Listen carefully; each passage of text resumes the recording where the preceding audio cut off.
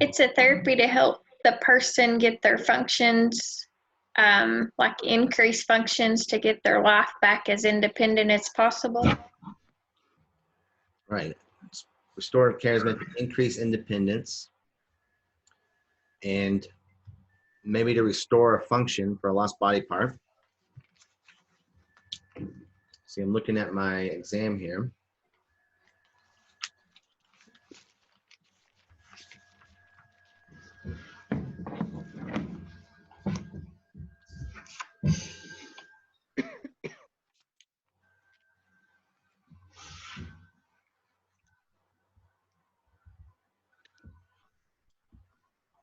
It can also mean to improve quality of life.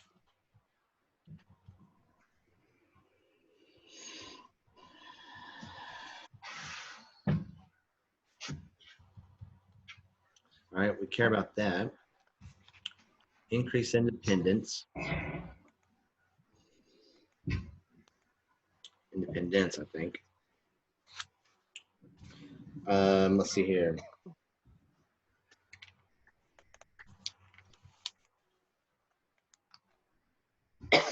You also want to maintain. That's another important point I was looking for here. Maintain.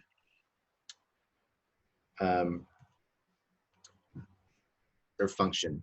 Okay, so we don't want them to get any worse.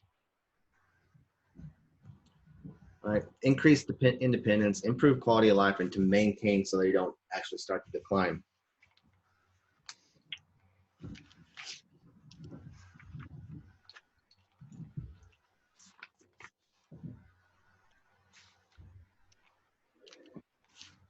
Let's see here, the scrum exercise.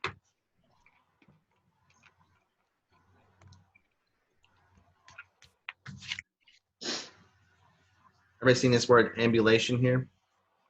Mm-hmm. Okay, make sure you know what that means. It's like an ambulatory clinic.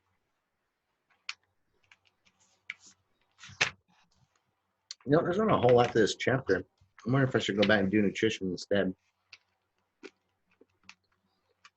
Since that's the one you have a test over tonight. You want me to do that instead? Let's go do that one.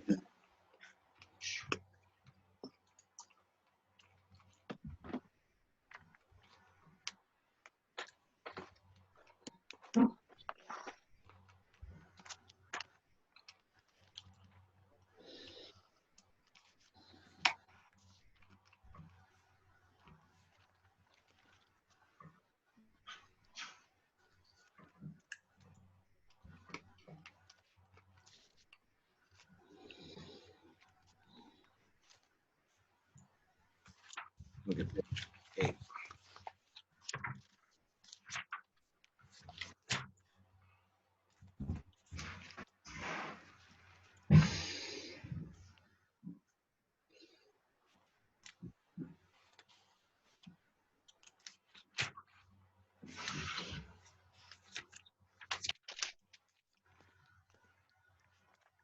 I was more prepared than this.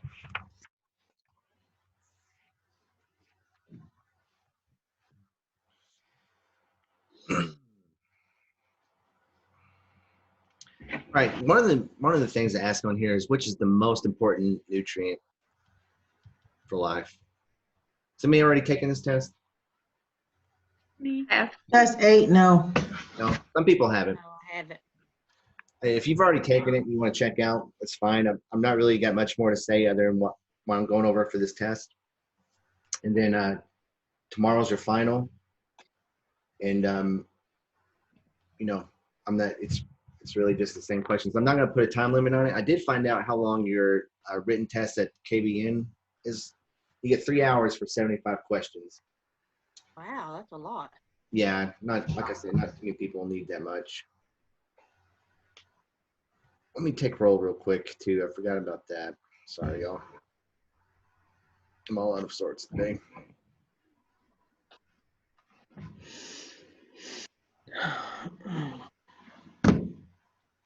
See, Christina, no, she's not here. Michaela is not here.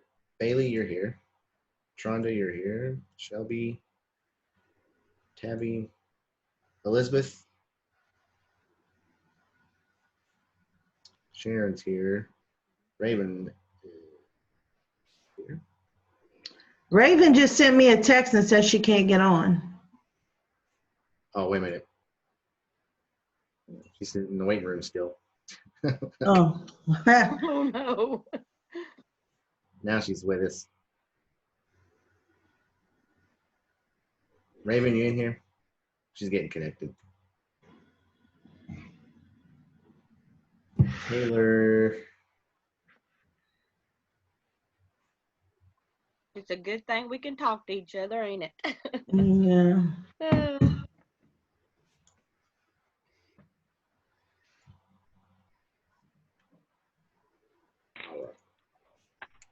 Jacqueline Williams.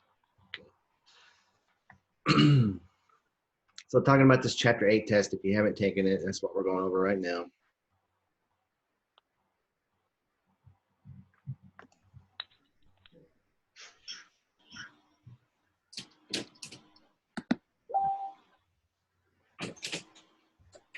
Oh, here's your water bottle.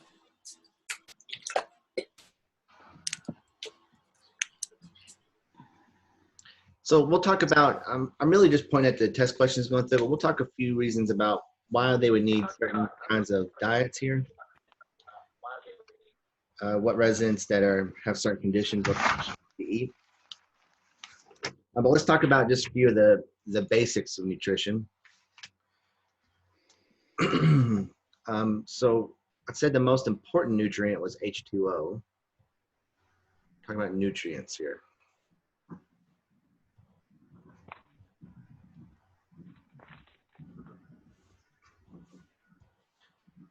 Some other kinds that we, other kinds of nutrients. One of them was carbohydrates.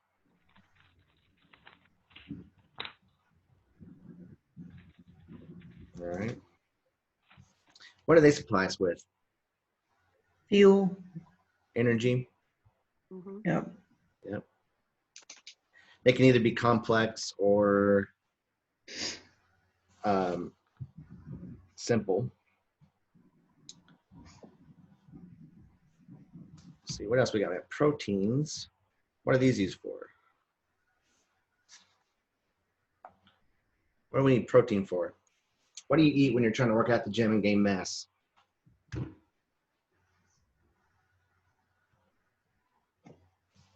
It's for tissue repair and building.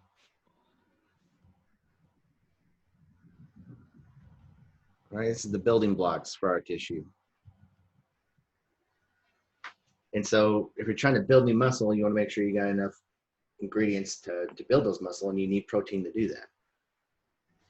Looking at a question here, some good sources of protein. So if I consider most of this protein comes from animals or animal meat, would that mean an apple or a piece of fish is more? Fish. Fish, yeah. Yeah. Apples still have some protein in it, but fish is more. Hey, just FYI, another good source of protein is peanut butter. Beans. Beans, yeah.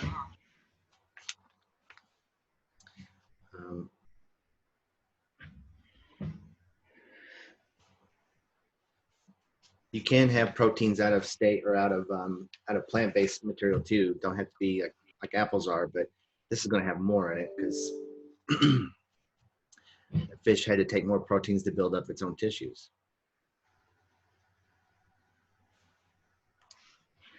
I know you all seen a lot of questions about withholding fluids, like some on your homework. Like, if you want to encourage a resident to, if you want to help them decrease their chance of getting UTIs, you would encourage hydration, because the more fluid they're moving through there, the more hydrated they are, the better for their bladder and their urinary tract system. Dehydration is a big problem in the nursing home, especially for these elderly who either don't want to get up and go down to lunch, or they're not being encouraged to drink a lot. It can be a sign of neglect. That's why you always want to offer them fluids every time you see them. any resident. What does that look like? It looks like filling up their water cup.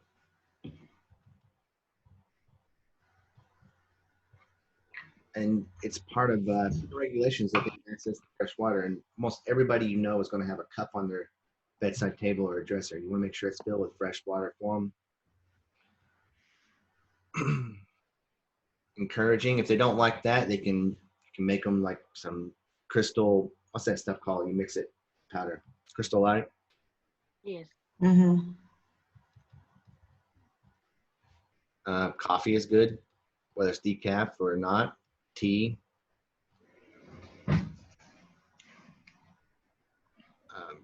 Clear fluids. So, you know, if some guy's drinking Dr. Peppers all day long, it's not really going to help, but Sprite, broth, Jello is considered a fluid.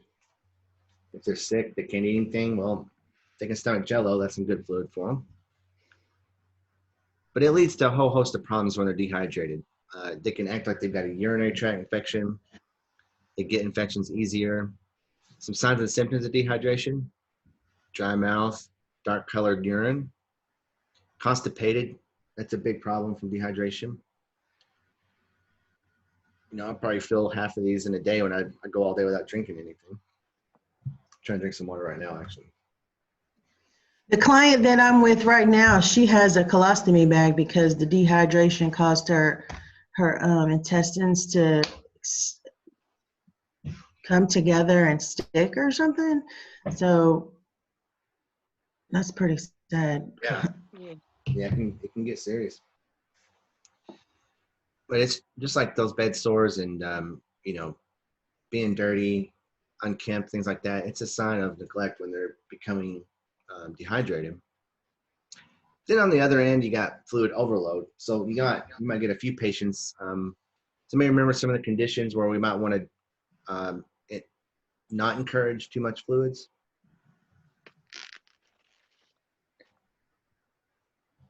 Heart conditions? Heart condition. Do you remember which one? No, just heart conditions. Yeah. Congestive heart failure. COPD. Yeah. COPD, not necessarily, no. But congestive heart failure, remember, fluid is backing up in their lungs because the heart's not good enough to pump it. And if they've been put on a fluid restrictions, so they may not say, you know, a fluid restriction order. You might say no more than Approachers. let's guess 1,000 cc's of fluid a day, or 360 per mil.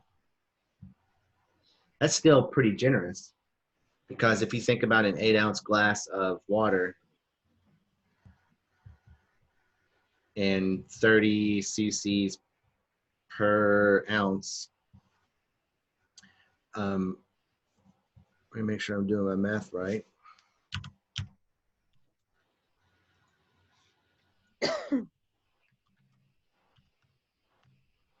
That's 240 cc's. So big glass of water at lunch is pretty good.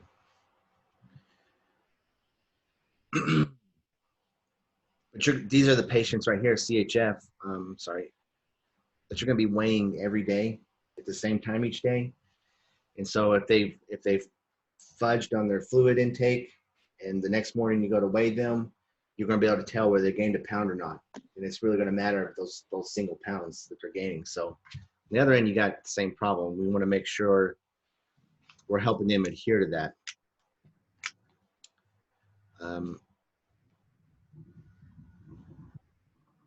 So back to nutrition. Elderly in general are hard to get nutrition into. A lot of them just don't have good appetites. Okay. I say okay a lot, don't I? So decreased appetite.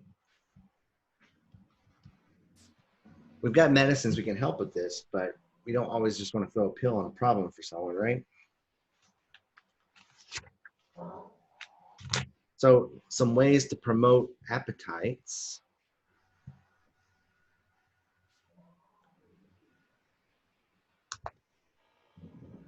Just reading the slide here.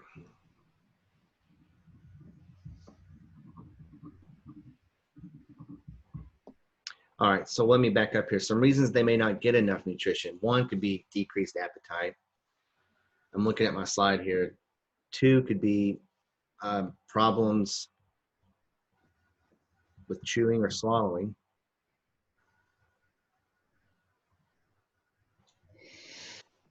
Problems with dentures or painful teeth. And I've seen that happen. I've seen people lose weight. I'm like, why is this guy not gaining weight? He's, you know, he goes down to lunch every day, and then I watch him eat, and he's had toothache. He ain't been able to eat for a couple of weeks.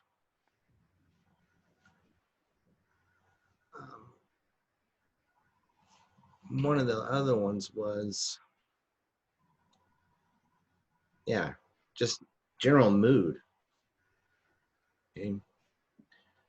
I'm not going to say they are depressed, but depression can be a problem.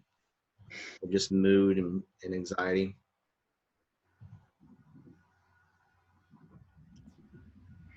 All these can be a reason that they don't want to eat.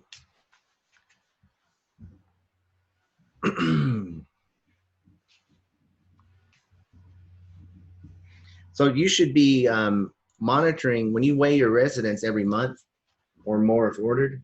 Like you're going to go around, take a monthly list of vital signs. Or we'll include in those vital signs which should be a weight, because we need to track their weights, right? If they're losing weight, that means something's not right, unless we got a good reason for it. Even then, we want to try to arrest it.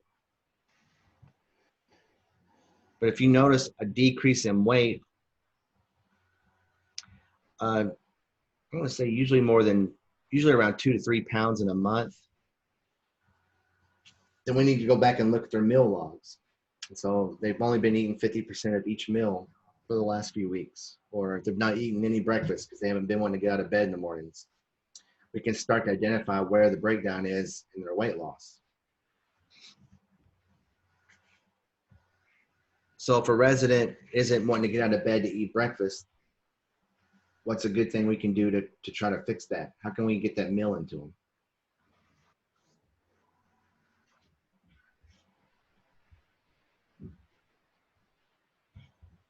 You can offer to bring it to their room, right?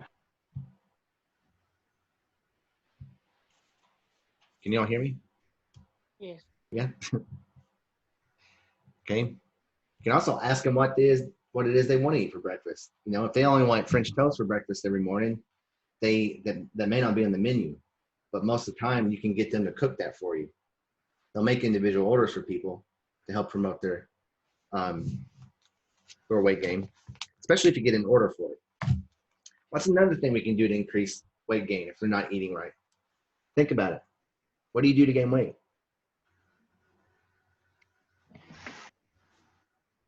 Pump up the calories, like give them boost or something that has a lot of the caloric intake is high. Supplements, and then protein shakes is one of them. There's a couple more obvious ones I'm wanting you to think about.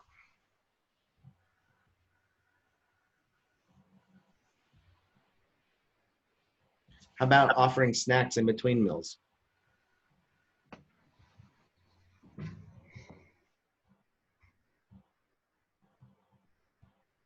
Maybe we can give them cottage cheese and peaches each night at bed as a bedtime snack, or maybe after lunch you can have when they bring down snacks from the dining room, you can have a peanut butter and jelly sandwich made for them that they can eat. This is why we keep snacks on the unit, so residents can come out and get some, or you can offer it to them each day.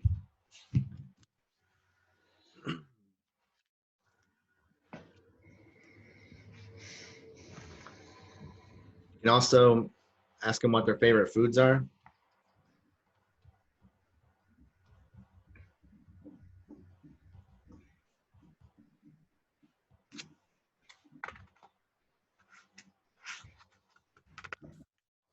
So your responsibilities in helping them get their meals in, or feeding a resident, you might be tasked with feeding a resident who can't feed themselves.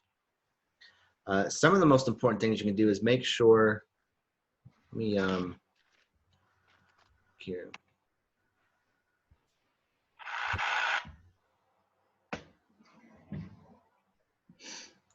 So some of the residents may only need you to help open things like, can y'all see that on my screen? Yes.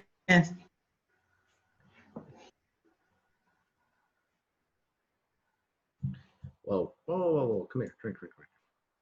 Ooh, you went fast.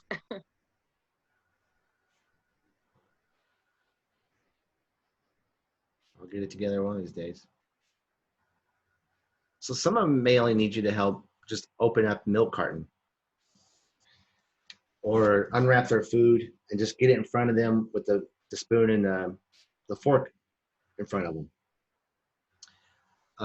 Some residents might need a little more than that. They might need you just to cut up their chicken into smaller bites because they can't really hold the fork and the knife together to cut it. Some of them you might not need to do anything. You just might need to put the tray in front of them. Just be aware of that. You don't want to be one of those aides that go and throw the tray in the room and then walk out thinking you've done your job. You got to make sure they can access it and get it open. It's hot enough, and they'll be able to actually eat it. Because if it's too much work, they're probably gonna be like, oh, I'm just gonna quit it. I don't want to do this. Encourage independence. Get it to where they can, if they can feed themselves, set them up for success so they can do that. Because that's what we really want is for them to feed themselves. Obviously, before you're feeding a resident, you want to make sure you washed your hands. Make sure you got the right meal for the right resident, because if a resident has an order for mechanical soft diet, that means you need to make sure you're feeding the right resident the right meal. So some types of consistencies in food.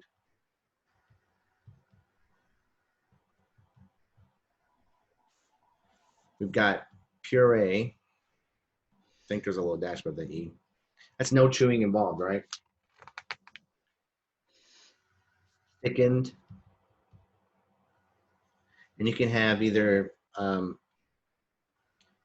think honey thick is one of them, to where whatever it is they're eating or drinking, if you were to pour it out of a cup, it would have the same consistency as honey. Yes. Now that's going to be less of a choking hazard than something that's water thick, right? Water is going to run out real easy. We've got mechanically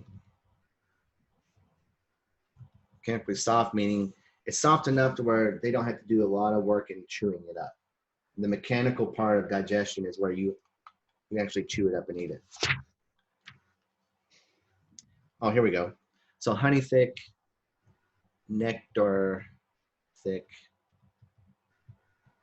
and then you got, let me actually rewrite these in the right order here. So the most thick is pudding thick. And this is for fluids. Okay, someone who has a swallowing problem and they're at risk for aspiration or fluid going into their windpipe, you can imagine having a fluid that's pudding thick is going to be pretty hard to choke on, right? The second one is honey. And the third one is nectar. And after that, it would just be plain water. Okay. So when you sit down to feed a resident, you got to make sure you saw their care plan, looked at what their diet restrictions are, if any. Make sure what you got on the tray that was sent out is matching up here. Because if you got a patient that's at risk for aspiration and you're giving them plain water, then you might be responsible for giving that patient pneumonia or respiratory infection. Okay.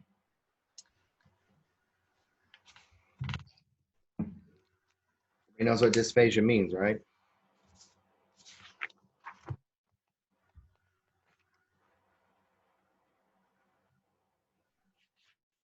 Yes, no? Okay. And then that word aspiration.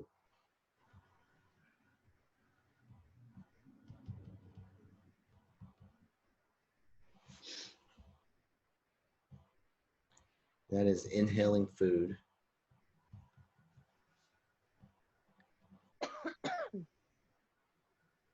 Food, fluid, or other stuff into the lungs. This leads to things like pneumonia and other stuff.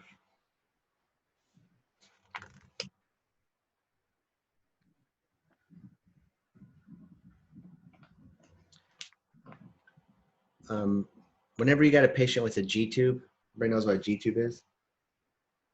A gastronomy tube. So patients can't have anything by mouth, fluids or food. Sometimes I have a tube going straight into their stomach that we would pour liquid food into. They're mostly going to be on an MPO order.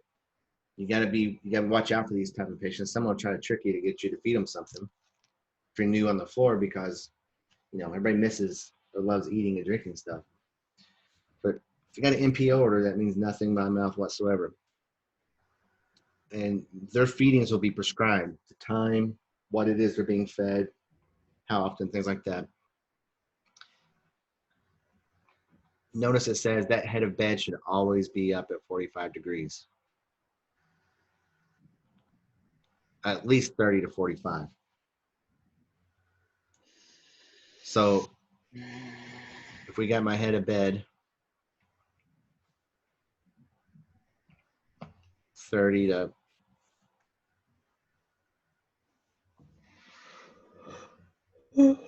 45, and this is always.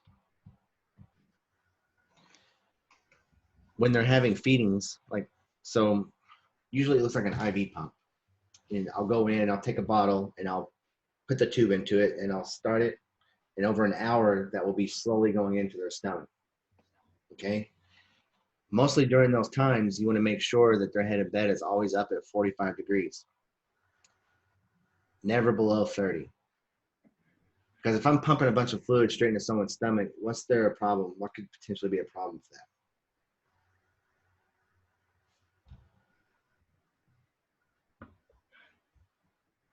Somebody tell me. Tabby?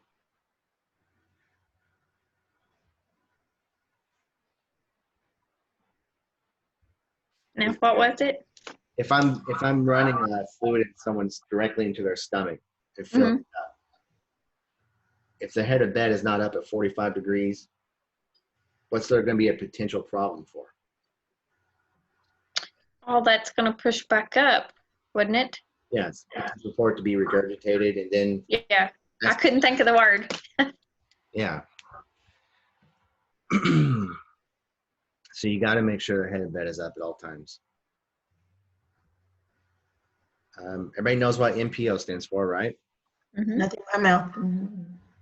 Yeah, I think the Latin version is like nothing per orum or something like that. Nothing by mouth. Let me look here.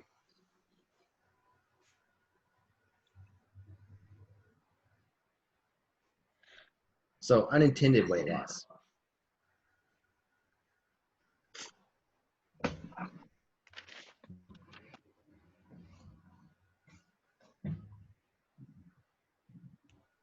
I think that question is okay.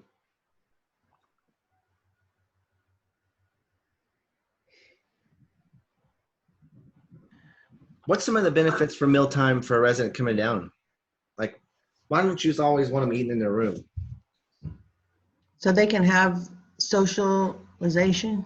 Yeah, it's good for socialization. A lot of people it's the highlight of their day to come down for dinner. It's an important part of meal times.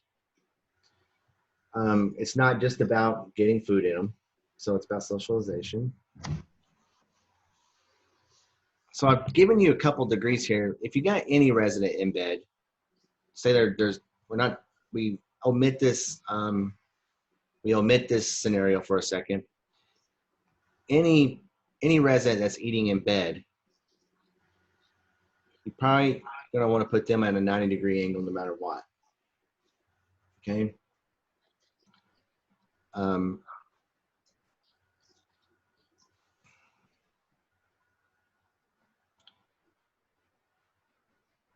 Who should assistance with eating? Maybe.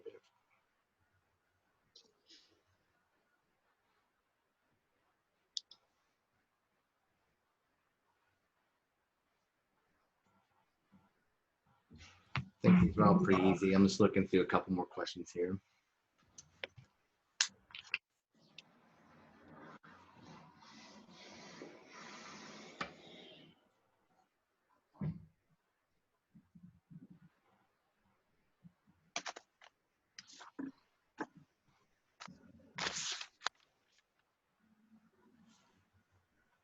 Can you tell me what you think might be restricted in the low sodium diet, Raven?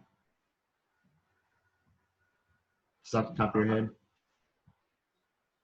Like a food item? Yeah. Um,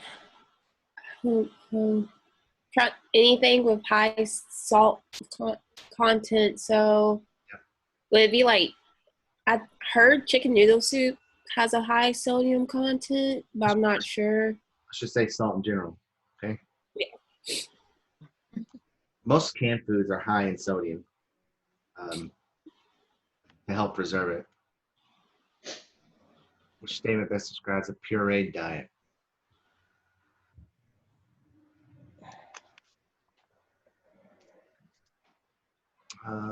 I've already covered that one.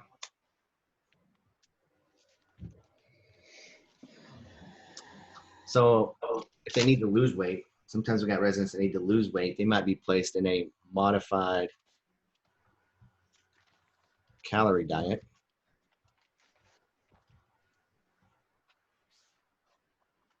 That's doctor speak for low calorie diet. And keep going here. I talked about why patients might need to be on fluid restrictions. You know what? There's a question in here about different types of vegans. Does anybody know anything about vegetarianism or veganism? Yeah. Yeah. All right, so maybe you can help me learn something here. We got ovo vegetarian, lacto ovo vegetarian,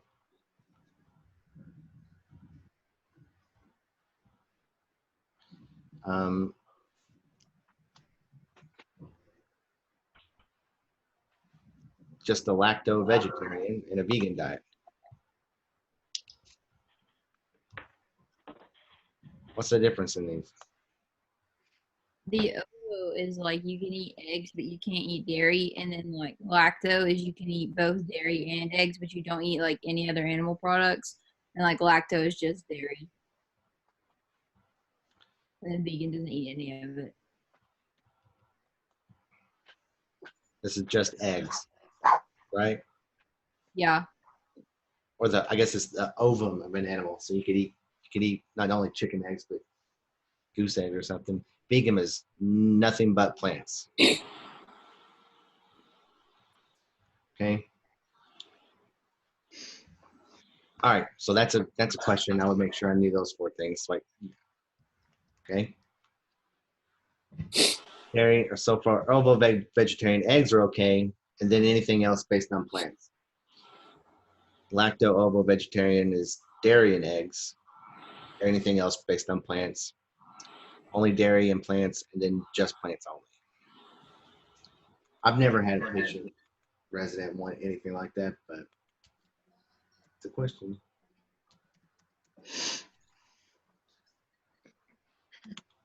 Diabetes.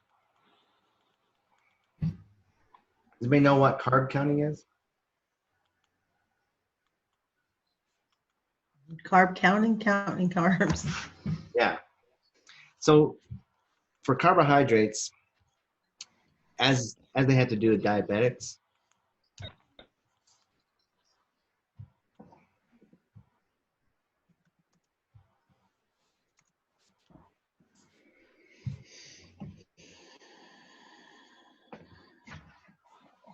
you've got complex carbs.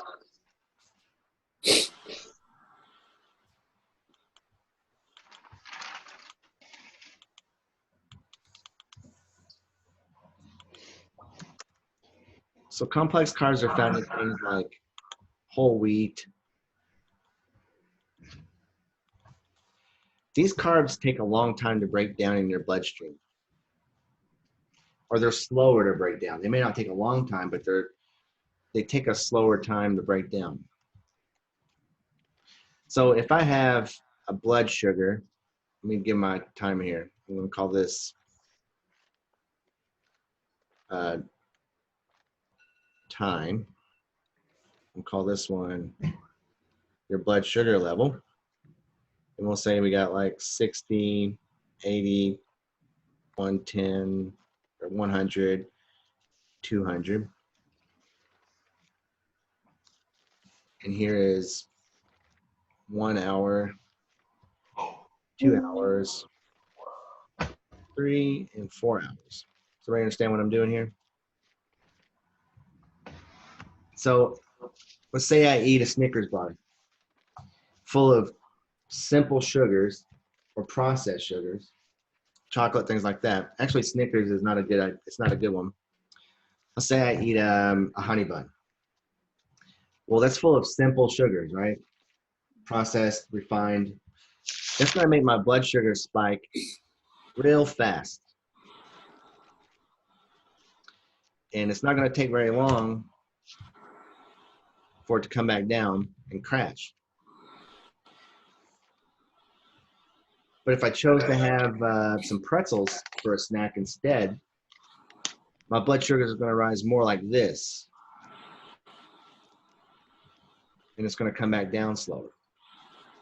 And this is better because this is going to be dinner time, and this is going to be breakfast time here, or vice versa. Blood sugars that, foods that do not have a high spike in raising your blood sugar like that, or they take a long time, that means this is called the glycemic index. Yes, is what I'm trying to say.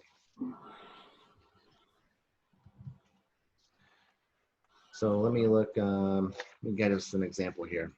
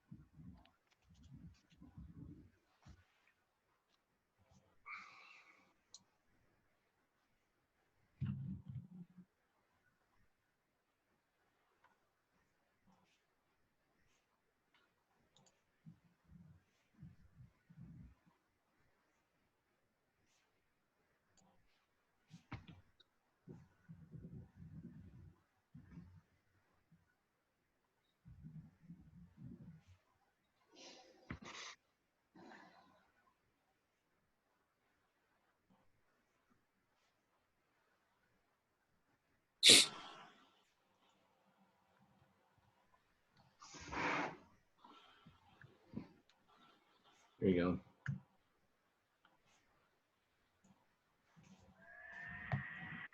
So something on the glycemic index. I'm gonna look at let's look at plain yogurt. It's a 14. It's low in the glycemic index. Pizza is 33. It's low on there. I don't see anything higher, so dates are high in the glycemic index. Look at all these starches here, though. Pancakes, wheat, whoa. Wheat bread, baked potato. It's high. And these all go like, this is the lowest. It goes from here to, why is that doing that?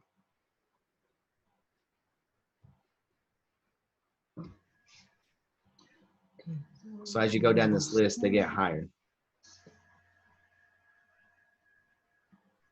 All right, pizza's actually doing pretty good. And then all these are 10 here. All the stuff nobody likes to eat.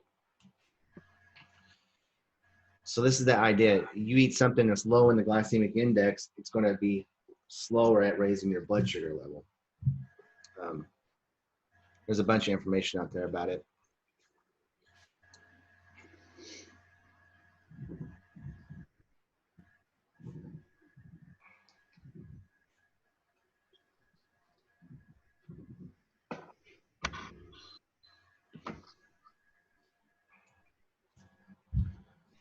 But carb counting is counting those carbs in a meal because for diabetics, if they're counting complex or simple carbs, they're gonna know how much their blood sugar is gonna be,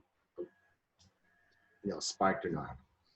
So carb counting is not just for I'm trying to lose weight. It's when it has something to do with the patient with diabetes. For NAs to observe plates and meals. It's important. Finished eating. That's a test question.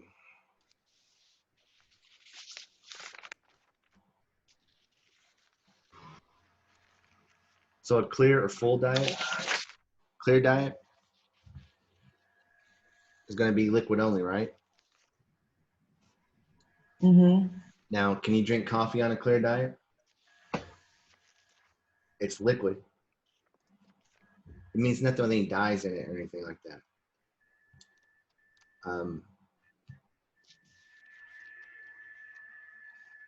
Jello is a clear diet. Sprite is clear.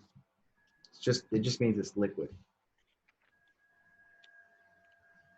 You know why it's important to look at your plates after you take them out from residence, right? You have to record what?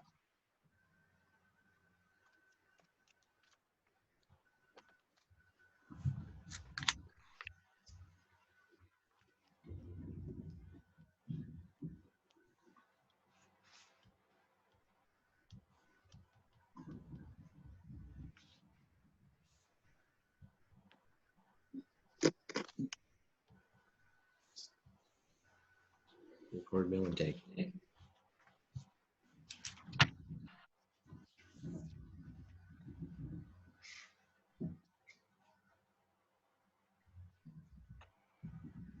All right, I think that covers. There's only 30 questions on this one, so. Does anybody have any questions about anything? I have a few questions. Can I talk to you after this? Yeah. Yeah. Everybody else good? Mhm. So you got your videos to get in.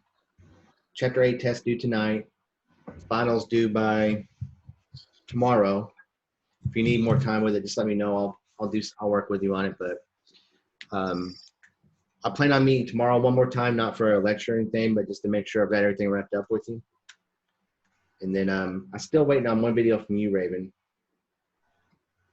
Submit it after this. Okay. I think you had to redo your The pathway. clearing the obstructive. Yeah. Mhm. Okay. All right.